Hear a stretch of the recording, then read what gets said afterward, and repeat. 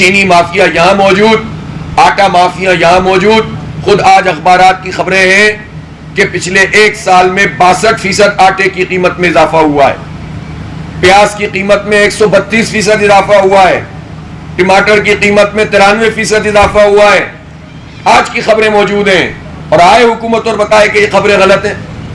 اس کا مطلب یہ ہے کہ ہر چیز میں آگ لگی ہوئی ہے قیمتوں میں، اور بوجھ کون اٹھا رہا ہے؟ عام آدمی اٹھا رہا ہے.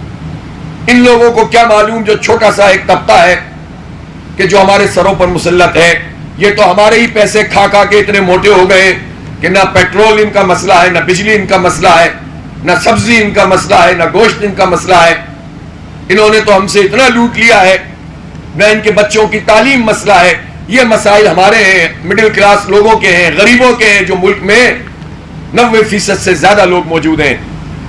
اس لیے ہم یہ جو تحریک لے کر چل رہے ہیں، یہ کوئی شوق نہیں ہے سیاسی، بلکہ ہم اسے منطقی انجام تک پہنچانا چاہتے ہیں. اور ہم یہ چاہتے ہیں کہ عوام کی شرکت اس میں جس طرح بڑھ رہی ہے اس سے زیادہ بڑھنی چاہیے. اور ہم نے اب یہ فیصلہ بھی کیا ہے کہ یہ 3 دھرنے اپنی جگہ پر جاری رہیں گے، اور اس کے ساتھ پورے ملک میں تمام اضلاع میں احتجاجی کیمپ لگیں گے دھرنوں کے، اور اس دھرنے سے پورے پاکستان کو ہم جوڑ دیں گے. اور پھر بھرپور طریقے سے ہماری جو یہ پوری کیمپین ہے یہ آگے بڑھے گی. 12 ربیع الاول کے بعد 13 ربیع الاول کو انشاءاللہ میں ہڑتال کی کال دوں گا، اور ہم اس پر مشاورت کر رہے ہیں، اور انشاءاللہ تاریخی ہڑتال ہوگی. یہ پورے پاکستان میں شٹر ڈاؤن ہوگا، اور پورے پاکستان کے عوام بالکل یکجہتی کے ساتھ اور اتحاد کے ساتھ یہ ہڑتال منعقد کریں گے. ہماری ٹیموں نے اس پر کام شروع کر دیا ہے، اور اس کے بعد ہم اسلام آباد میں بھی ایک لانگ مارچ کریں گے. میں یہ چاہتا ہوں کہ دیگر جماعتیں اور ان کے پولیٹیکل ورکر جو ہوتے ہیں، جو کام کرتے ہیں، خاص طور پر ان سے کہتا ہوں ان کو بھی آ بھی رہے ہیں بہت سارے لوگ، لیکن مزید اس تحریک میں حصہ ڈالنے کی ضرورت ہے. اس لیے کہ عوام کے جنون ایشوز پر، مہنگائی کے خلاف، پیٹرول کی قیمت کے خلاف، چینی مافیا کے خلاف کوئی بھی نہیں بات کرتا، اور اتنا بڑا گیپ ہے جس کے نتیجے میں عوام رلتے رہتے ہیں. اب اس وقت جو صورتحال پیدا ہوگی زراعت کی وہ یہ ہے کہ گنے کی فصل کو لینے والا کوئی نہیں ہوگا، اور شوگر مل مالکان ابھی سے کہہ رہے ہیں، ہاتھ اٹھا رہے ہیں کہ ہم فصل نہیں خرید سکتے. یہ بلیک میلنگ ہوگی، اور وہی کسان جو پہلے ہی جو دھکے کھا رہا ہے. مہنگی ترین یہاں پر ڈی اے پی موجود ہے، مہنگا ترین یوریا یہاں ملتا ہے، فصل پوری نہیں ہوتی، ہر فصل کے بعد لوگ مقروض ہوتے چلے جا رہے ہیں. ایسی صورتحال میں جب اس طرح کے اقدامات حکومت کی طرف سے آئیں گے تو کیا خاک زراعت آگے بڑھے گی. اور یہ ناکامی ہے مریم نواز شریف کی وزارت اعلیٰ کی اور شہباز شریف صاحب کی وزارت عظمیٰ کی. ایک ہی خاندان میں پورا پنجاب اور پورا ملک جو ہے وہ موجود ہے، وسائل بھی موجود ہیں، سب چیزیں موجود ہیں، لیکن زراعت کا بیڑا غرق ہو گیا ہے. 50% سے کم ہدف حاصل کیا کپاس کی پیداوار کا. یہ ہے مریم نواز کی گورننس، اور یہ ہے شہباز شریف صاحب کی وزارت عظمیٰ. آپ یہ بتائیں کہ جب زراعت میں آپ پیچھے ہوں، کپاس جو ہم ایکسپورٹ کرتے تھے اب ہم امپورٹ کرنے والے بن جائیں، تو آپ سوچ سکتے ہیں کہ کتنے بدترین حالات ہیں. دنیا میں ترقی ہو رہی ہے، ییلڈ بڑھ رہی ہے، پر ایکڑ پیداوار میں اضافہ کیے جا رہا ہے، ریسرچ ہو رہی ہے، یہاں دکھاوے کے اقدامات کیے جاتے ہیں. پچھلے 1-2 سال پہلے کہا گیا کہ ایک افسر کی تعیناتی کی گئی کہ آپ اپنا کیمپ آفس جنوبی پنجاب میں بنائیں تاکہ کپاس کی فصل کو ہم آگے بڑھائیں. ماشاءاللہ انہوں نے 50% کپاس کی فصل کم کر کے آ گئے، اب ان کا پروموشن بھی ہو گیا ہے. یہ تو حال ہے لوگوں کا کہ اس طرح سے نظام چل رہا ہے، اور لوگ جو ہیں وہ پھنستے چلے جا رہے ہیں. اس لیے کہ کوئی ایک پیرامیٹر بھی ایسا نہیں ہے کہ جس کے نتیجے میں ہم یہ کہہ سکیں کہ پاکستان کی معیشت ترقی کر رہی ہے. تو اس لیے نوجوان جو اس پیٹرولیم کے لیوی کے بھتے کو روزانہ ہر لیٹر پر گورنمنٹ کو دے رہے ہوتے ہیں، یعنی جب آپ اتنے بڑی دھندلیاں کر رہے ہوتے ہیں، چینے کی امپورٹ پر تو آپ ٹیکس نہیں دیں گے، لیکن ہر موٹر سائیکل والے سے ہر لیٹر کے اوپر 80 روپے کا بھتہ اور سب ملا کر 130 روپے کا ٹیکس وصول کریں گے. یہ کیا ہے؟ IMF نے تو اور بھی بہت ساری باتیں کی ہوئی تھیں, تو وہ تو آپ نے عمل نہیں کیا اس کے اوپر. آپ اپنی مراد کم نہیں کر رہے, آپ چھوٹی گاڑیوں میں نہیں آ سکتے, آپ کے افسران چھوٹی گاڑیاں استعمال نہیں کر سکتے, آپ پارلیمنٹیرین کی تنخواہیں کم نہیں کر سکتے, آپ اپنے فری پیٹرول اور فری بجلی کم نہیں کر سکتے, اور یہ سارا بوجھ غریب عوام کے اوپر اور مڈل کلاس لوگوں پہ ڈالتے ہیں. تعلیم سے آپ پہلے ہی فارغ ہو گئے, اسکول بیچ رہے ہیں, بیسک ہیلتھ یونٹ فروخت کر رہے ہیں, اور حال یہ ہے کہ کہتے ہیں کہ ہم مجبور ہیں, ہم کیا کریں. آپ مجبور نہیں ہیں. اگر آپ مجبور ہوتے تو آپ اعلان کر دیتے کہ آج سے 1300 cc سے زیادہ کوئی وزیر, کوئی مشیر سرکاری گاڑی استعمال نہیں کرے گا, کوئی افسر نہیں کرے گا. کریں اعلان شہباز شریف, 1300 cc میں مر جائیں گے یہ لوگ, بیٹھ کر انتقال فرما جائیں گے. لیکن ہمارے پیسوں سے یہ بڑی بڑی گاڑیاں اور ان کا پیٹرول ایوریج بھی جس طرح سے ہوتا ہے وہ بھی ہم پر پڑتا ہے. تو اس لیے یہ تحریک جاری ہے, دھرنے جاری رہیں گے اور بھرپور طریقے سے جاری رہیں گے. ہم نے ری شیڈولنگ کر لی ہے الحمدللہ, اور آپ دیکھیں گے کہ اس میں خواتین, مرد اور خاص طور پر نوجوانوں کا ہر گزرتے دن اضافہ ہوگا, اور اللہ نے چاہا تو ہم اپنے مقاصد میں کامیابی حاصل کریں گے, جس سے ہمیں ذاتی طور پر کوئی فائدہ نہیں ہے. یہ پاکستان کا فائدہ ہے, پاکستان کے 25 کروڑ لوگوں کا فائدہ ہے. بہت شکریہ.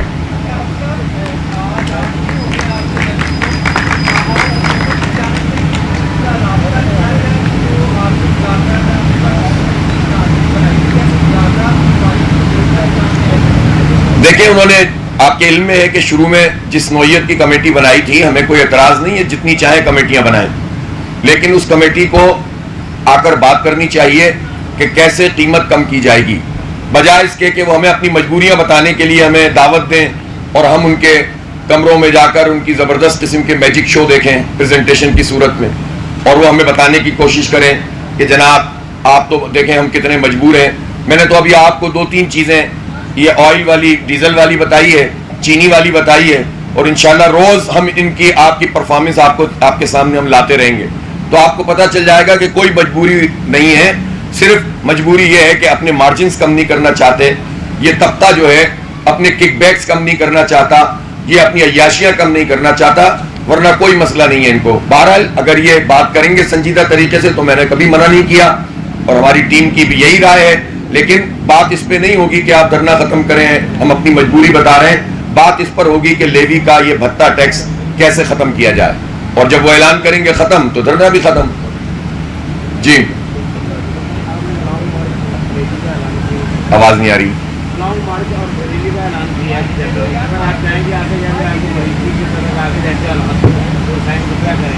دیکھیں, جماعت اسلامی ایک پرامن جماعت ہے, اور آپ دیکھیں ہم 8 دن سے موجود ہیں, پشاور میں موجود ہیں, کراچی میں موجود ہیں, مارچ بھی کرتے ہیں, پروگرام بھی کرتے ہیں, سڑکوں پہ بھی جاتے ہیں, لیکن الحمدللہ کسی کو تکلیف نہیں پہنچاتے, اور یہی ہمارا ماڈل ہے. چاہے کسی کو اچھا لگے برا لگے, بہت سارے لوگ کہتے ہیں کہ بھائی اس طرح تو حکومت نہیں مانے گی, یہ تو ہومیوپیتھک والوں سے معذرت کے ساتھ کہ یہ ہومیوپیتھک اسٹائل ہے, لیکن میں سمجھتا ہوں کہ یہی وہ اسٹائل ہے جس کو سب کو اپنانا ہوگا. پرامن لوگ اگر سڑکوں پہ ایک بڑی تعداد میں آنا شروع ہو جائیں تو ان کا پرامن رہنا ہی حکومت کے لیے جو ہے نا عذاب بن جائے گا.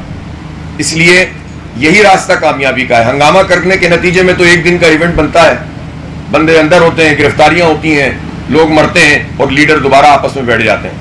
اب آپ دیکھیں نا کہ یہ اگر کام کرنا ہو تو آسان کام ہے, تو ہم یہ کام نہیں کرنا چاہتے, لیکن ایک لمٹ ہوتی ہے. جب آپ نہیں مانیں گے اور لوگوں کو ریلیف نہیں دیں گے تو پھر ہم سڑکوں کی طرف بھی مارچ کریں گے اور اسلام آباد کی طرف بھی کریں گے, اور وہ ہمارا بہت کمپریہنسو پلان ہے, اور اللہ نے چاہا تو وہ ہمیں روک نہیں سکیں گے. اس لیے کہ ہمیں کوئی دکھانے کے لیے ایک طرف سے تو نہیں آنا نا تاکہ ہمیں روک لیا جائے, بلکہ پھر ہم جائیں گے تو پھر چاروں طرف سے جائیں گے, اور پھر جس طرح سے جائیں گے تو انشاءاللہ تعالیٰ پھر ان کے لیے روکنا ممکن نہیں ہوگا. جماعت اسلامی کی ہر ممکن کوشش ہوتی ہے کہ پرامن طریقے سے چیزیں ہوں, لیکن جب حکومت مجبور کر دیتی ہے تو پھر ہم حالات کو فیس بھی کرتے ہیں. ہماری ایک ہسٹری ہے قربانیاں دینے کی, اور اس کے لیے ہمارا ہر کارکن تیار ہوتا ہے. بلوچستان میں بھی احتجاج ہوا.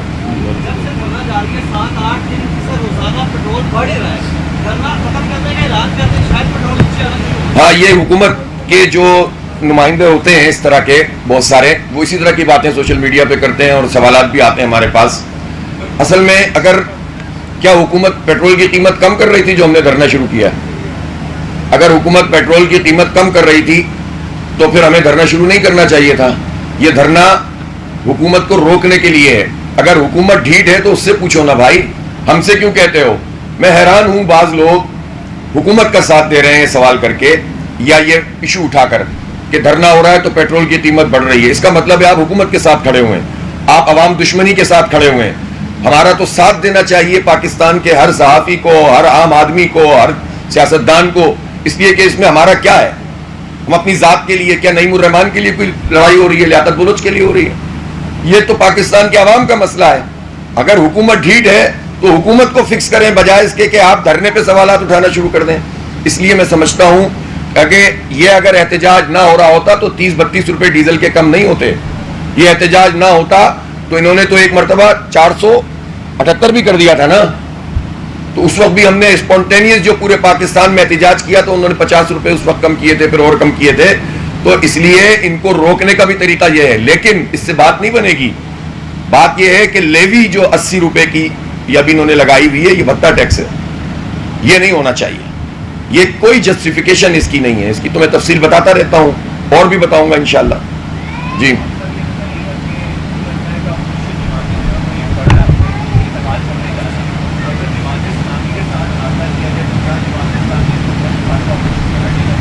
دیکھیں, ابھی تو کوئی ملنا ملانا تو ہمارا بھی چلتا رہتا ہے.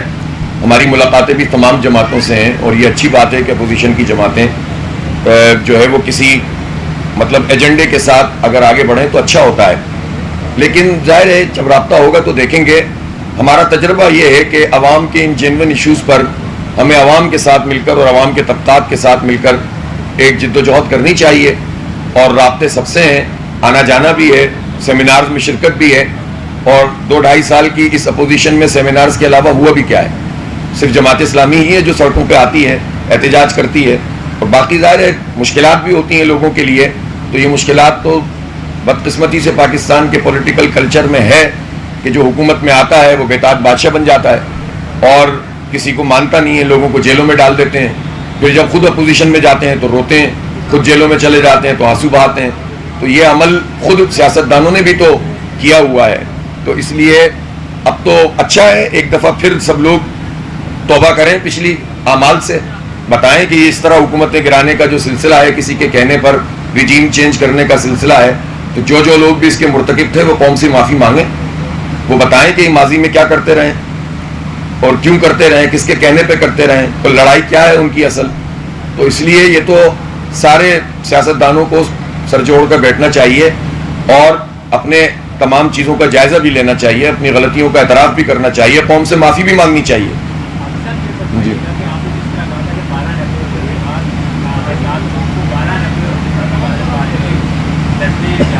جی